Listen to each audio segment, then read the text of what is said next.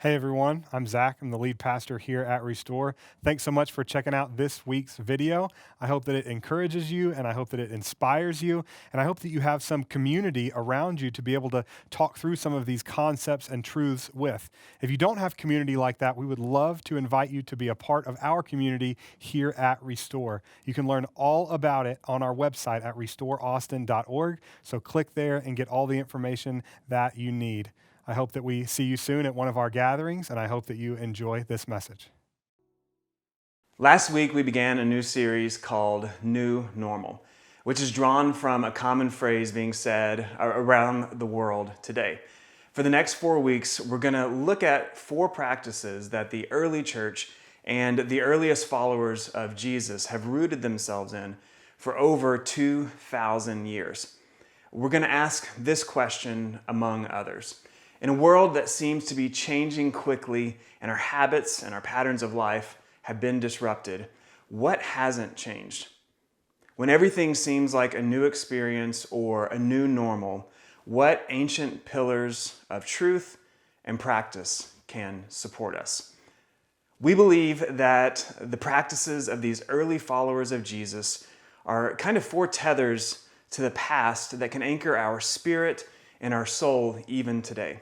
We're focusing our attention on Acts 2:42, which pulls back the curtain on the early church, giving us a glimpse of what they believed and how they lived. It says this: "They devoted themselves to the apostles' teaching and to the fellowship, to the breaking of bread, and to prayer."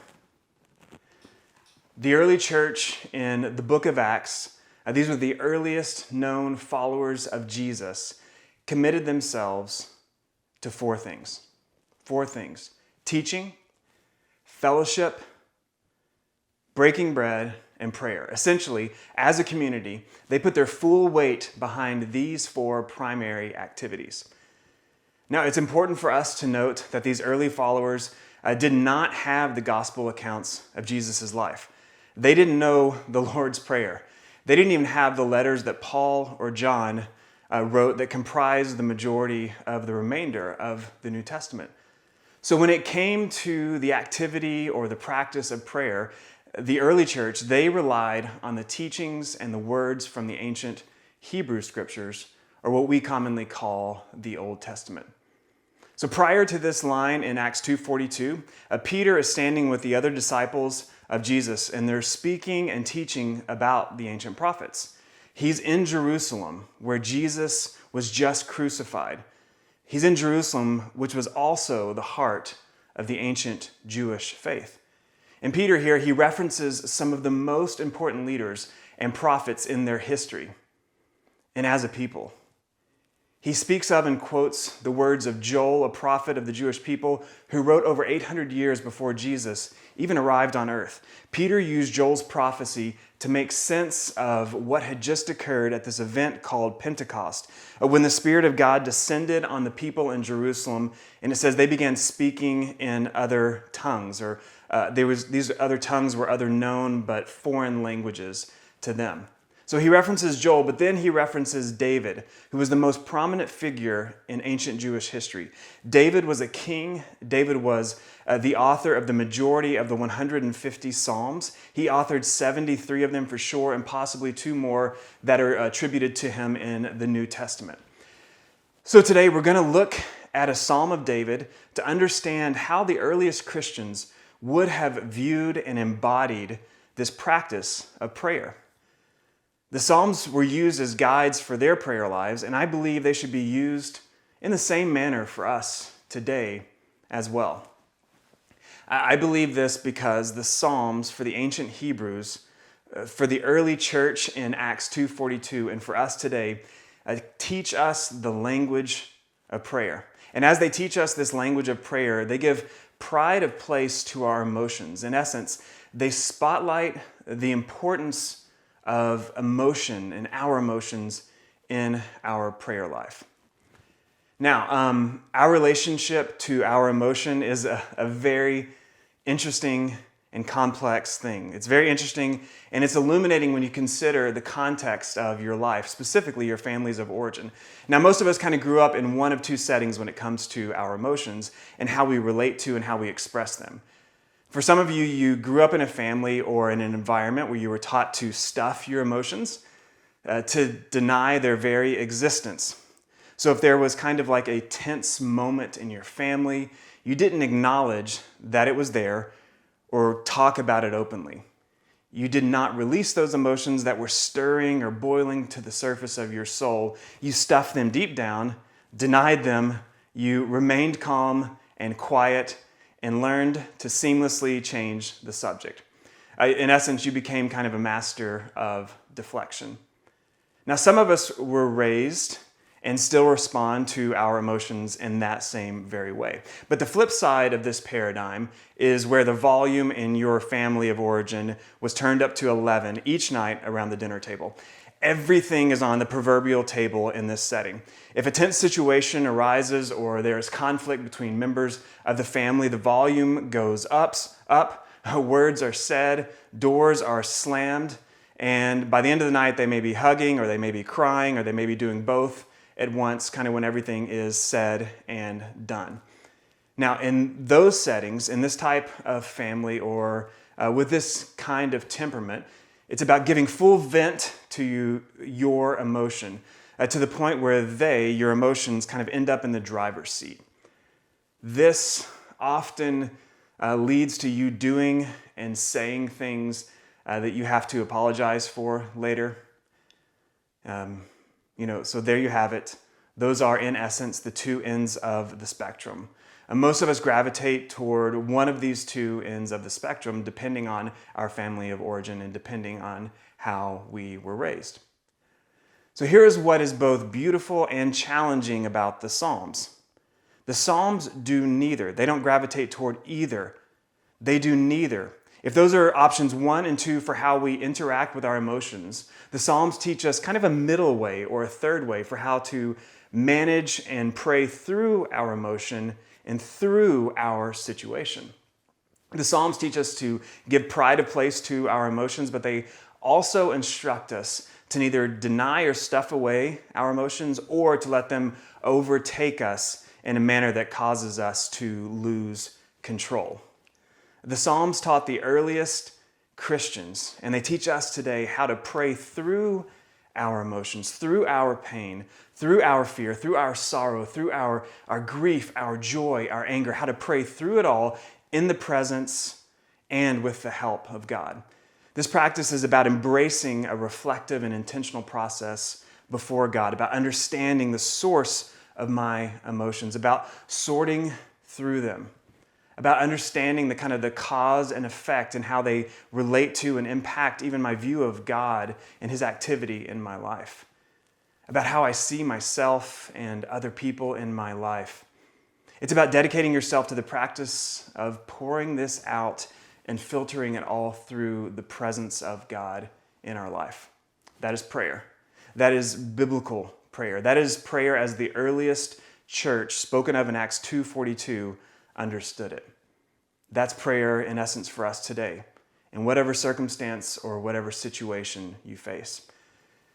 So today we're going to use a psalm written by David as kind of a template for us to understand prayer, specifically how to pray through our emotions. So we'll be meditating on Psalm 3 and watch how David acknowledges his emotion, which in this case is fear and anxiety in this scenario, and then how he prays through it. What can we learn from this, and how can we, in turn, pray through any and all fear and anxiety we face today?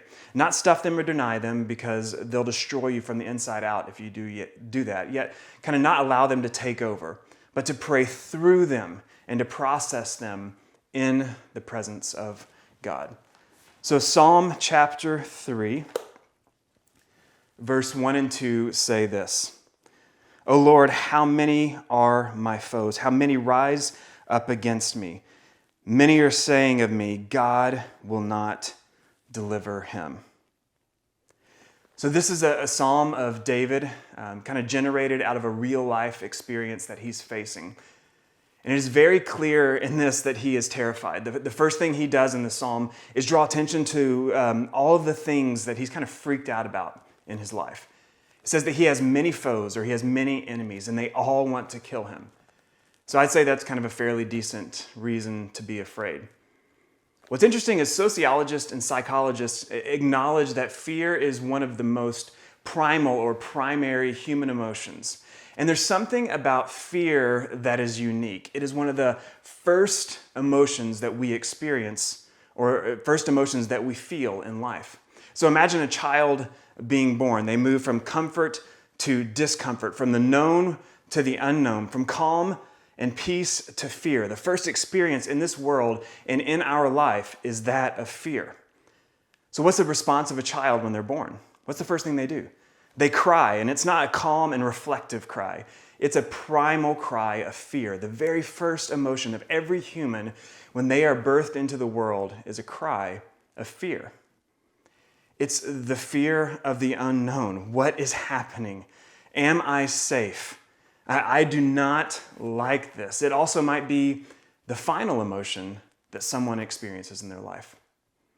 For others, it is an emotion that's dotted all along the path of their life as well. So fear is a primal emotion. It's primary. And as followers of Jesus, we have to cultivate a personal connection to him by learning the language of prayer. And in this, we have to learn how to pray through our fears and how to pray through our anxieties. And it begins by learning how to face them and how to name them and how to pray through them. And that is precisely what David is doing in Psalm 3. Now, if you have a Bible, it may contain a heading that reads something like a Psalm of David when he fled his son Absalom. The background to this story can actually be found in 2 Samuel chapter 15, if you would like to kind of go back and read it to get context on what's happening here to David and kind of the why behind David's prayer. But the truncated version of what's happening in Psalm 3 and the backstory is this. This event happened near the end of David's career as king. His son Absalom essentially formed a resistance or staged kind of a military coup that was successful against his father, the king of Israel. David is forced to flee his house and the city of Jerusalem that he established as the capital for this nation. We're told that he flees with 100 people into the kind of surrounding foothills, and that his son Absalom is coming after him with an army of 12,000 soldiers chasing after him. That, my friends, is a bad day, a really, really bad day. So you can only faintly imagine the fear of the unknown that David is experiencing. That is the background for Psalm chapter 3. And this is the state David's in when he begins this poem. He prays through his fear by identifying the source of his fear. What does he say? Look at it with me. He says, "O Lord, how many are my foes? How many rise up against me? They are saying of me, God will not deliver him." So when you see the word Lord in your Bible written in all capitals in the Old Testament specifically, that's the divine personal name of God. That's the name that the Jewish community still uses as Yahweh.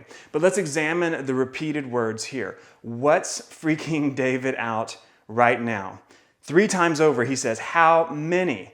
There are 12,000 soldiers on his heels in this moment. Again, this is a model for prayer for us. We're watching him as an example. And David begins by identifying the source of his fear. 12,000 people is a very visible, identifiable source of fear for David and would be for us as well. But David's fear here is two-sided. There's the clear kind of physical threat to his life, but there's another layer to this threat, and that's in their propaganda. It's in the propaganda that Absalom and his army are spreading around Israel about David. And what are his enemies saying? They're saying that God is through with David. In other words, what they are saying is not that they don't believe in God, The enemies are not saying that they don't believe that God delivers people from danger kind of in general. What they're saying in this specific scenario is that God's through with David, that there's no more favor or salvation left for David with God. And this is a very different kind of attack. It is not a physical attack on his life. This is an attack on David's identity, an attack on David's self, his significance, his kind of status before God. So for this to make sense, you have to remember or kind of learn maybe for the first time where David came from. How did he arrive at this place and in this moment to be the king of Israel? So I'd encourage you to go and read the story for yourself because it truly is fascinating. But kind of here is the short story of David's life and how he came to this point. David was kind of a no-name shepherd boy. He was the son of his father called Jesse. He was one of the most important prophets in all of Israel. Shows up at Jesse's house and says that God has told him that one of the great kings of Israel is going to emerge out of his family. And to everyone's surprise, it was the runt of the litter. It was this man, David. So out of the sheer grace and generosity of God, God elevated him to the most prestigious position and status in the land. He's the golden boy who can do no wrong, kind of in Act 1 of his story. God blesses him. God protects him as he establishes himself as the faithful king of Israel. But there's this key moment in David's story where David's life begins to shift and his story begins to change. We transition to kind of Act 2, where David begins to take these gifts and blessings from God, his status, his large family, his relationship with God, and he begins to take them for granted. And now, David views those very gifts, those very blessings, as something he can manipulate and use to his advantage instead of using them to serve the people he's been given leadership over. This takes the form of him seeing a woman that he wants. He forces himself upon her. He gets her pregnant, and then he conspires successfully to kill her husband. And from that moment in the David story, his whole world falls apart. His family falls apart. His kingdom falls apart. The world, as David knows it, falls apart. So this propaganda that Absalom and the enemies of David are spreading is capitalizing on the notion that God is finished with David. He was God's chosen king, but not anymore. Look at him now, they're saying. What's being threatened here is not only his life, but his very identity. Who is David now if he's not a successful king and a father? That's what his foes are calling into question. And I want to camp out here for a moment because I think it is a critical point in this poem and in David's story and ours as it relates to our understanding of praying through our emotions. Kind of one of the most significant steps forward or milestones in psychology in the 20th century had to do with fear and the study of fear, specifically the study of fear kind of in all of its forms. Leading psychologists began to come to a fuller understanding of fear. They learned that fear is primal, as we talked about, but it's also extremely complex in that it emerges from different sources in our life, and there are different experiences that people have kind of relating to fear. Rollo May was at the leading edge of this conversation. Rollo May, can we kind of pause and acknowledge how awesome it is that his name is Rollo? Have you ever heard of Rollo May? Rollo May, if you've ever studied modern psychology in college or grad school, you most likely stumbled across Rollo May's name or his teaching. So Rollo May is responsible for the kind of the modern concept of anxiety, this word anxiety, which is now such a common household kind of word in our culture. Rollo pioneered research around anxiety and came to differentiate anxiety from other types of fear. And here's what he did. It says that Rollo said that fear is kind of an instinctive response to a very clear and present danger. Fear is when there is an identifiable threat. It's an instinct that kickstarts your adrenal glands. You're flooding your body with adrenaline so that you get this burst of energy and burst of clarity so that you can respond to whatever threat there is and save your life. And Rollo May said that this kind of fear is kind of innate. It's positive and it's a constructive emotion because in essence it saves your life in certain scenarios. Rollo went on to describe other types of fear, but said that the most complex and the most unique kind of fear was anxiety. Rollo's definition of anxiety was in contrast, in essence, to fear. He said that fear is a temporary emotion. It comes on quickly. There's this flood of intensity and energy, and then it leaves. Anxiety, on the other hand, is a very vague and kind of diffuse. Rollo May said that it is a feeling of dread, of weakness, and of fragility, and that it often has kind of no clear, identifiable source. It was, according to May, the dread of death that would render all of your life, all of your accomplishments, all of your relationships totally meaningless in his worldview. That was anxiety. He said that people who suffer with anxiety die 1,000 little deaths each year through the wear and tear of life. Those disappointments and devastations that hit our life and shatter our dreams. 1,000 little deaths. So Rollo said that what's at stake with anxiety is not our physical well-being, it's the very sense of who we are, our identity, the idea that I am a meaningful person and that my life has purpose. All of that gets called into question with anxiety. Wow, as I say that, I realize how much of that I have felt and how much of that I have experienced in the past week alone. It's crippling. It's 1,000 little deaths over a year or a month, or even experienced over the course of 1 week. So I think this is kind of a helpful category for us to understand what David is experiencing here. He has a clear, identifiable threat. 12,000 people want to kill me. But the propaganda of his enemies is the thing that's eating away at his very sense of self, leaving him to ask, who is he if he is not a king? What is his identity now that that's been taken away from him? And when fear and anxiety collide, those two things can destroy a human being.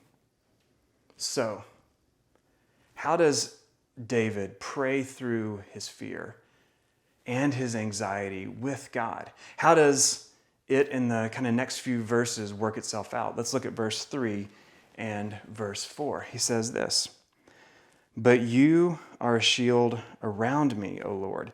You bestow glory on me and you lift up my head. To the Lord I cry aloud, and he answers me from his holy hill," or his holy mountain. Notice that the tone here has shifted. Something really profound just took place inside a very fearful and inside of a very anxious person. First, notice that he moves his attention from his circumstances and onto God's character. He moves them from the physical threats and the personal threats to focus on who God is. And he does this by using images of who God is and how he acts. And this is kind of one of the challenges in reading these ancient poems and reading through the Psalms, is they're filled with these images and metaphors that we really don't understand today. So we feel that they're kind of antiquated and they don't necessarily apply to us. We read them and then we just kind of move on. But we have to slow down, we have to examine the text and meditate on their meaning.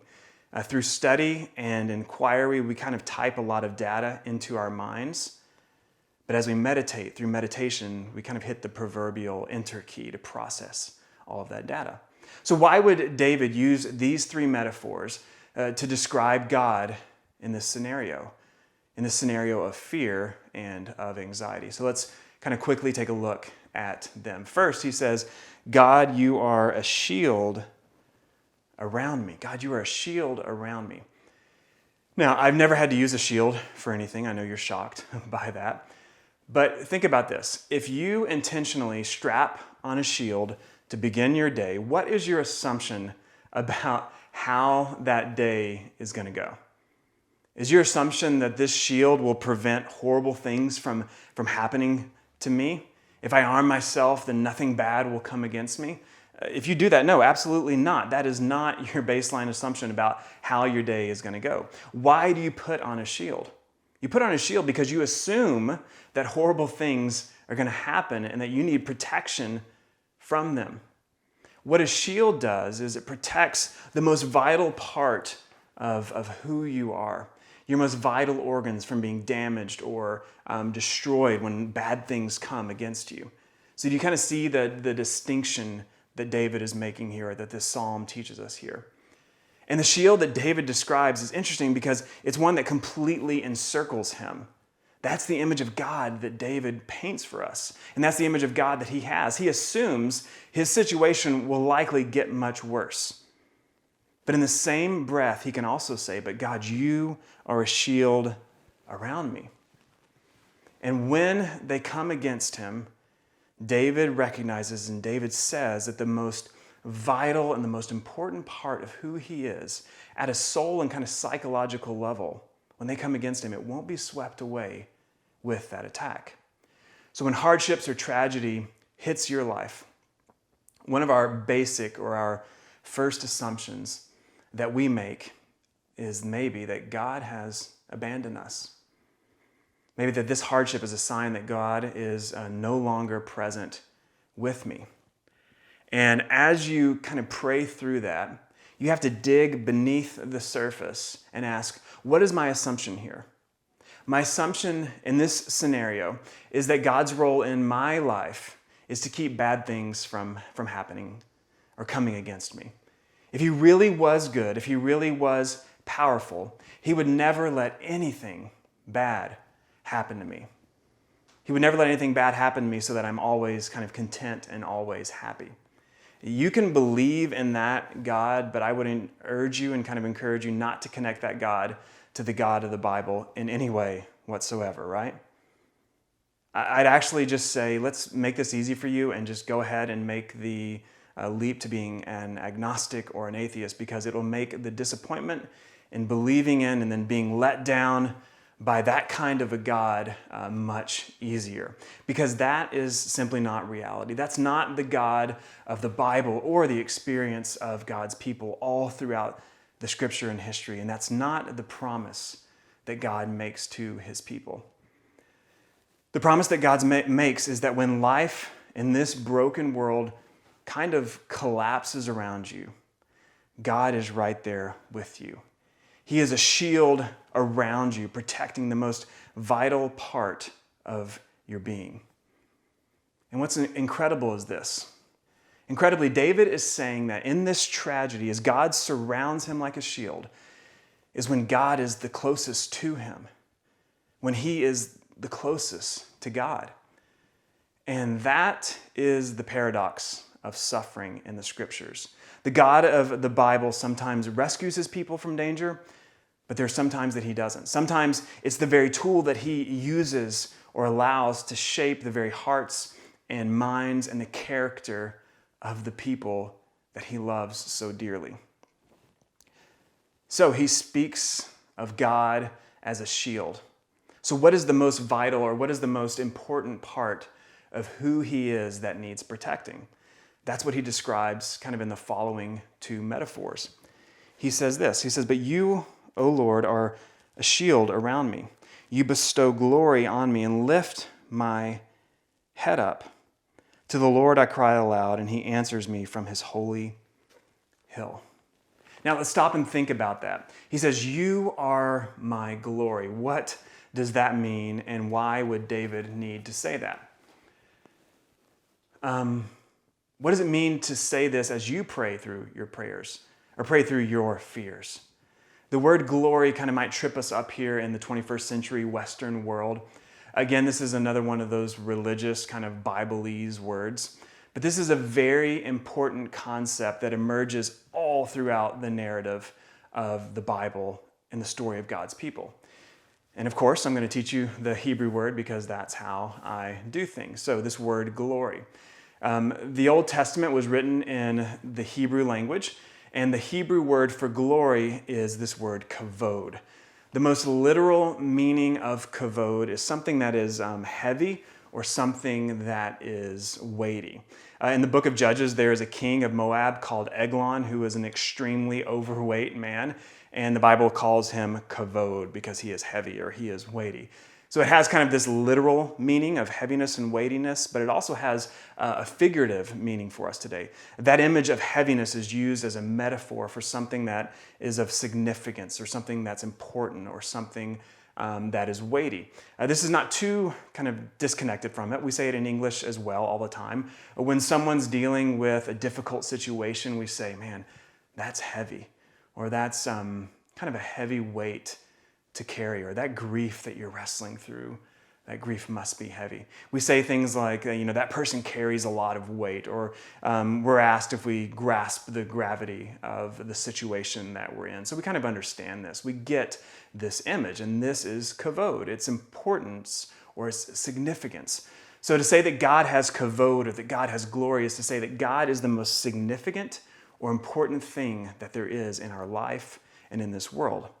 But humans can have glory as well. It's about your status in your circle of influence. It's about those things in your life that you give importance and significance to. So as we consider David, for David, it was kind of this rags to riches story. The ruddy shepherd boy who became king. That for David was his kavod. But now, all of the sudden, he doesn't have that kavod anymore, right? Everything that gave him status, everything that gave him significance is gone. His family, his son has turned against him, and his family has become corrupt. His status as the king and as a nation builder is now gone. It's been taken away from him as well. But at least he has his moral integrity as part of his status, right? No, he lost that with, remember, Bathsheba and the murder of her husband. So why would David have to come to this low point in his life to say, kind of in a new way, that you, Yahweh, you are my kavod, you are my glory? Why would he have to say, you are the thing that gives me significance and meaning and purpose in this life? Clearly, David has to say this because something else has been his kavod. Praying through his emotions, as we've been talking about, kind of namely his fear and anxiety, he realizes that he has misplaced kavod in his life. And because all of his eggs were in the basket of being the king, once his kingship was called into question, he crumbled. Anxiety and fear overtook him. The hardship of the situation strips away everything. And all he has left to say is, God, you are the only thing that is important and significant about me. For David, it was the fact that God's attention was on him, that his care was towards him. He says, that's all I need to give me significance. He says, that's all I need to give me meaning. This is a very powerful and profound confession by David. What we see is this: his anxiety is like a cloud of smoke that is a symptom of a fire burning, and that fire is his misplaced kavod. So he prays through it, and he identifies the misstep that he took and restores God back to being the place of glory in his life. And finally, he ends this statement in verse 4, and he says this. He says, to the Lord I cry out, and he answers me from his holy hill, or some of your translations may say holy mountain. This is amazing. Consider the confidence that David has here, kind of in light of his situation. He says he calls out to Yahweh, to God, and that he answers him from his holy mountain. How can he, or how can we know this? How can he be so confident? And it has nothing to do with him, and it has everything to do with where God is answering him from. Where's that? It says it's his holy hill or his holy mountain. What's he talking about? It's kind of strange, isn't it? This holy mountain or this holy hill, it kind of comes up all throughout the book of Psalms. David, this holy hill, what he's talking about is he's talking about Jerusalem. He's talking about the holy mountain that is in Jerusalem. Specifically, what David is talking about here is he's talking about the highest point in the city of Jerusalem that he himself had set up, which was the very dwelling place of God, the tabernacle where the temple would ultimately be built. Now, what is it that happens in the courtyards of the temple on a regular basis? Kind of on a daily basis, on a weekly basis, on a monthly basis, on an annual basis, that would allow a very selfish and sinful man like David to look towards God and know that he's been forgiven and that he's been shown grace. What's happening in the temple that could kind of give him this confidence? That's where the sacrifices were offered. That's where animals were offered as a substitute and as an atonement for people's sin. So kind of as it went, the animal dies in place of the sinner. The animal bears the guilt instead of the perpetrator of the sin. In essence, it's the death that is the death of the substitute that covers over the failure of that sinner and of that sin, of the one who is praying and of the one who is looking towards God in the temple. So what gives David the confidence that God is answering him? It's because he's looking towards the temple. He's looking toward the substitute that has covered over his sin and gives him confidence that Yahweh is for him and that Yahweh has forgiven him. As you think about this, don't you wish this kind of 3,000-year-old story, or this 3,000-year-old prayer was still relevant to modern people? I obviously kind of say that tongue-in-cheek, right? Because we are standing on the other side of the cross as we read this story, this prayer of David. David is praying this prayer looking toward Jerusalem, looking toward the substitute, but you and I are on this side of the cross.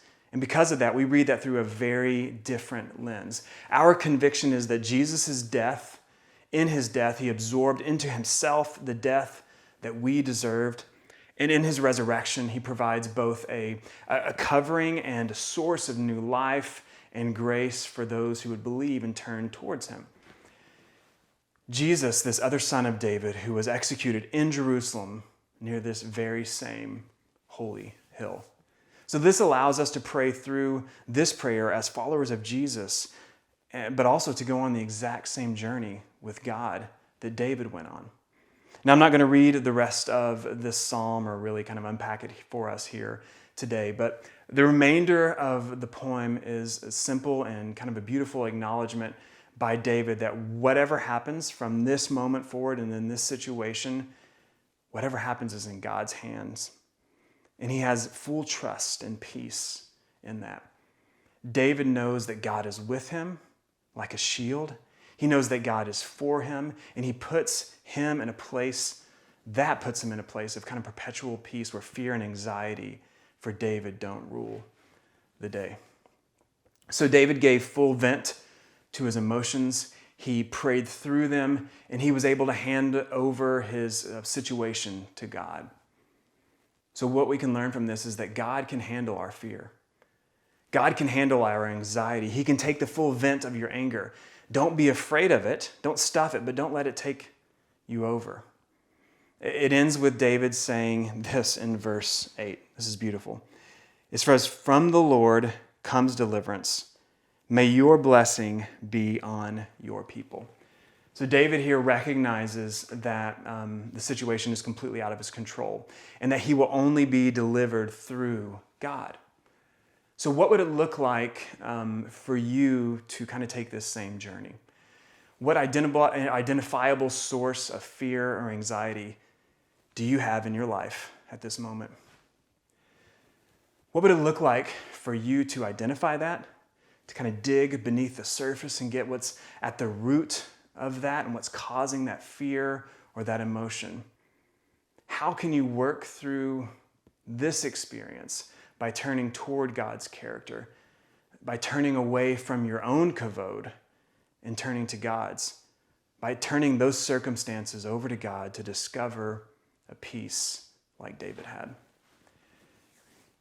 How many of us know kind of that gray cloud that hangs over our life, that sense of where is my life going? What is happening around me? Who am I if I am not that? Who knows that anxiety, kind of that sense of dread? Some of us need to do some real soul searching because it could be that our anxiety or fear comes from misplaced kavod. We find our glory, which just means the status or significance that we have in life. We find our glory in all kinds of silly and absurd places. We recognize that if we just had eyes to see. We seek meaning or significance in maybe our title at work, acceptance by others in that relationship or this. We think those things will be the things that will finally fill that void in our life. Or we seek kavod, maybe even in even more superficial things like how many likes we get on a social media post, or by attaining a certain physical look, or by whatever else that might be for you. And here's the truth, is that there will come a day, whether it's as dramatic as David's situation, or we're on our deathbed, where every person you built your sense of worth on won't be there. Or it'll be the 1,000 little deaths that Rolla May spoke about, of disappointment and hardship. And we'll be in that moment, and we will wish that we had taken that misplaced glory and put it with God where it belonged all along. So some of us need to take this journey and pray our prayer, a prayer like David's today, kind of wherever you are this morning. So as we end each week of this series, we're going to be reading this prayer from St. Clement. Zach read it last week, and as we said last week, it's one of the earliest prayers known in the history of the church. And so instead of reading the entire prayer again this week, I want to focus on and meditate on a specific portion that's kind of near the prayer's end. I'll read through it twice as sort of a meditation for us today as we end. So wherever you are, I would encourage you to join me as we pray through and meditate on these truths together. Let's pray. God, for all generations, you have been faithful and just in your judgments, and are wonderful in your power and majesty. Wisely you have created, and wisely you have kept things in being. All that we see shows your goodness to all who trust in you. You are faithful, kind, and merciful. Come, Lord, let your face shine upon us so that we may peacefully enjoy all good things. May your powerful hand be a roof over our heads, and may your strength preserve us from all wrongdoing. Give us peace and harmony to us and to all the inhabitants of the earth, as you gave them to our fathers who called on you with trust and with faith. I'll read it one more time. For all generations you have been faithful and just in your judgments, and wonderful in your power and majesty. Wisely you have created, and wisely you have kept things in being. All that we see shows your goodness. To all who trust in you, you are faithful, you are kind, and you are merciful. Come, Lord, let your face shine upon us so that we may peacefully enjoy all good things. May your powerful hand be a roof over our heads, and may your strength preserve us from all wrongdoing. Give peace and harmony to us and to all the inhabitants of the earth, as you gave to our fathers, like David, who called on you with trust and faith. In God's name we pray. Amen.